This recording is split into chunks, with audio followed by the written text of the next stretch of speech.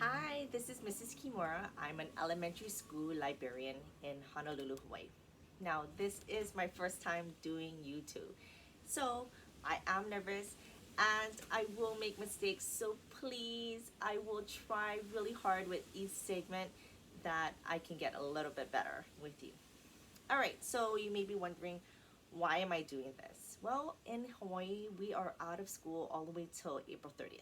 Now, I still want to educate and reach out to kids, but I also want to give parents resources that are available all the way through summer and they're free. So, I'll be giving out some free resources as we go along with each segment. I don't want to give everything all at once because that can be a little overwhelming, but I'll be giving you some tips and I'll be doing some lessons. So let's start off with our first tip. So, tip number one is having a routine. This is going to be really important because even as teachers, we need to have a routine down for the classroom so that students know what is expected of them. So, having a schedule posted in the area of where your child's going to learn is going to be very important. So, we're going to check out Teachers Pay Teachers to Okay, so right now we're on Teachers Pay Teachers, and in this green box over here, you can type in whatever you're going to be searching for. So I put editable homeschool schedule, and then I hit search, and then I came up with these results. So basically, though, what I did was you can scroll through all over here, like by grades, and also if there's a certain subject that you want to do, and then also prices. So there are a lot of free resources out there that you can use, so take advantage of that. But also there are a bunch of great units out there too that you can definitely use. So the first one that I got was this quarantine daily schedule. Click on it, and basically what's nice about it is that they usually give you a preview. So basically you can see a preview of what is going to be in the packet. So I said, oh, you know what, this is nice and it's good enough for what we're going to be doing. So you hit the download now, and basically you're going to sign in, make an account if you don't have one, and it's really easy. So once you get to that, so once you download it, it's going to look like this. And basically, I do want to do a shout out because Exceptional Thinkers created this. So thank you so much.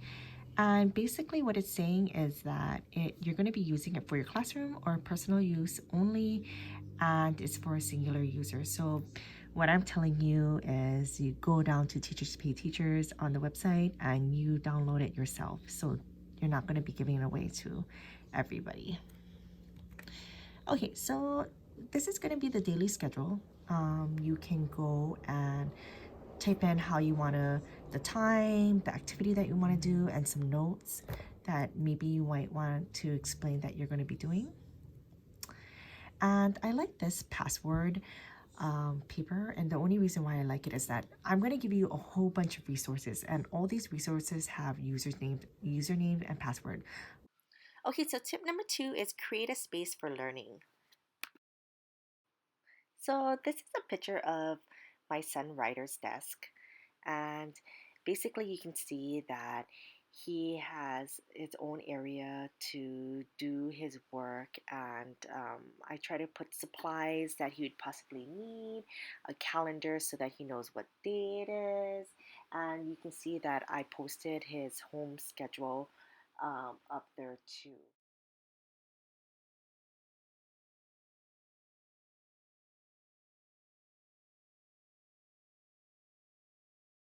Okay, here we are at Pebble Go website. We're gonna go to sign in. Okay, so once you log on to Pebble Go, you will see this, and you'll see animals, science, biography, social studies, and dinosaurs. So we're gonna go click on animals. And basically, once you click on that, or just put the cursor on that animal, it'll read it to you. So fish, you'll hear it like that. And then other fish, barracuda, clown, coelacanths, eels. Okay, so I'm gonna click on eels, and there's this yellow button over here where you can... Eels are fish that look like snakes. I like this feature, especially for kids who may have a hard time reading, or you might have ELL students who they don't know English very well. So this would be a great feature for them, just in case they can't read, they can hear it. They can click on the next tab, which is habitats, and then you can see that there's a boldface word. The kids can click on it, and once again it can get read to them about what it is. I just wanted to kind of go over read more, and this is an extra feature actually that you would have to pay for if you wanted to get it. So it's this books option. So basically if you wanted to get this, that would be an extra purchase or cost for it, but it will click you to an interactive ebook where they could be read about the ocean. So scrolling down, you can see that there's going to be a globe, and that globe is going to be basically about where eels can be found or located. Okay. Also, what you can see is a video on eels, and then there's activities and article and site. The article, what I like about this is if you were in a classroom, you could print this part out and you could have kids underline or highlight words you may not know, or important key details that you might want to use. So I actually like this feature.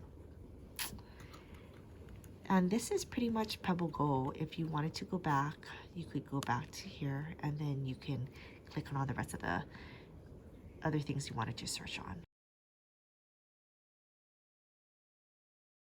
Okay, so this is Publican X, and this is what it looks like.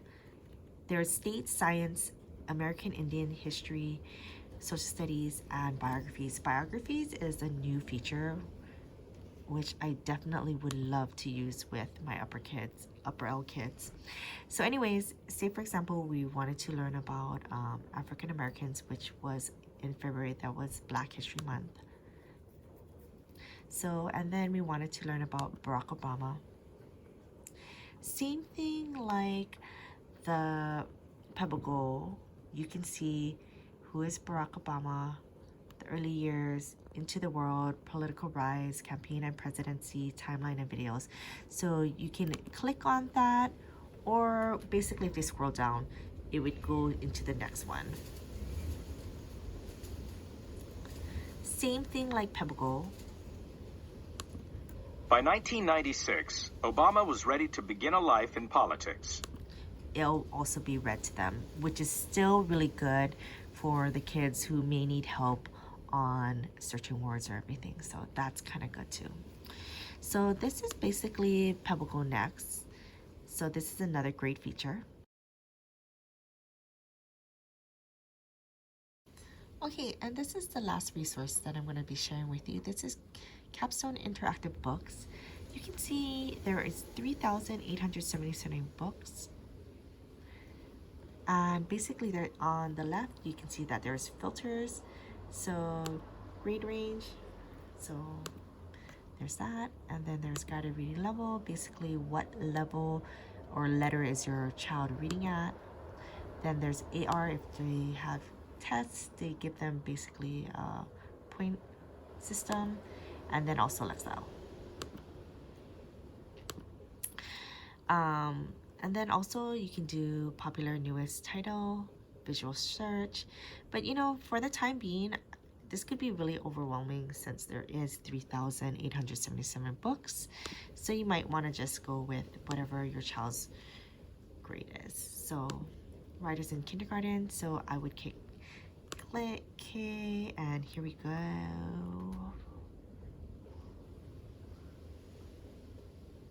So one of the books that writer just immediately got attracted to was Halloween. And then we just play the book. And then you can choose between how you want it to be read. A Short History of Halloween by Sally Lee. So anyways, this is basically Capstone interactive books. So they have fiction and nonfiction books. Definitely take advantage of this because these are books that could possibly be in your library. And I really like Capstone as a publishing company. They really have great information and great visuals, so check it out. Okay, so I just want to review all the things we learned today. Okay, so tip number 1, do routines. Routines. It's going to get easier if you start doing routines. Get a schedule posted and it will all work out a lot better for everyone. The website I gave you to go to is Teachers Pay Teachers. Definitely a great resource to use. Please use it. Teachers come up and create all these lessons, things. Some resources are free, which is awesome, but otherwise than that, the resources are pretty affordable. So check it out. See if you need any kind of things that are you need to reinforce your child with, or you do need just extra things for your child to do. There's really fun, interesting lessons there. Okay? Now, tip number 2, make sure that you have a space for your child to learn. Okay, it's really hard if you use the dining room table and you're constantly moving everything around or whatnot. So if you can, try to make a space just purely for learning. Okay, last, the resources that I gave you. Three of them. Pebble Next, and Capstone interactive ebooks. Go and check them out. I think you'll really enjoy them, and these are really awesome resources to do. So give me a shout out. Let me know if you liked anything, or also tell me things that you think I can work on, or if you even want to just share any kind of additional resources out there. I'll try and start sharing that too.